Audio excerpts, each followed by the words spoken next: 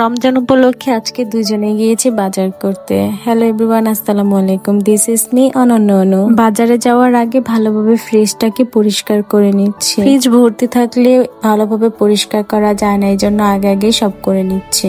প্রথমে আমরা গরুর মাংসের দোকানে গিয়েছি, গরুর মাংস কিনে নিয়েছি। তারপর গিয়েছি মাছের বাজারে।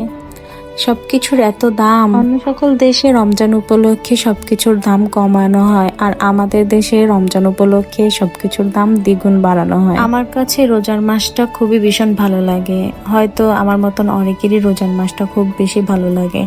কিভাবে যেন সময় চলে যায়, সবাই একসাথে বসে ইফতার করা, একসাথে সেহরি করা। তারপর ছোট বড় সব ধরনের অল্প কিছু মাছ কিনে নিলাম আমরা। আমার জামাই মাছের রাজা পাঙ্গাস তো কিনতেই হবে। তারপরে এই তো গরুর মাংস কিনে নিয়েছি, এই হচ্ছে মুরগি। এখন আস্তে আস্তে সবগুলো প্যাকেট করার পালা। তারপর এই যে আমার মাছ, আজকে কোনো মাছই কাটবো না, সবগুলো এমনিতেই রেখে দিব, কারণ আজকে সবকিছু গুছানোর কাজ আছে। এই যে আমার সবজি টবজি সবকিছুই এলোমেলো, এখন সবকিছু গুছাতে হবে। আজকের ভিডিওটা এ পর্যন্ত, সবাই ভালো থাকবেন, আল্লাহ হাফেজ।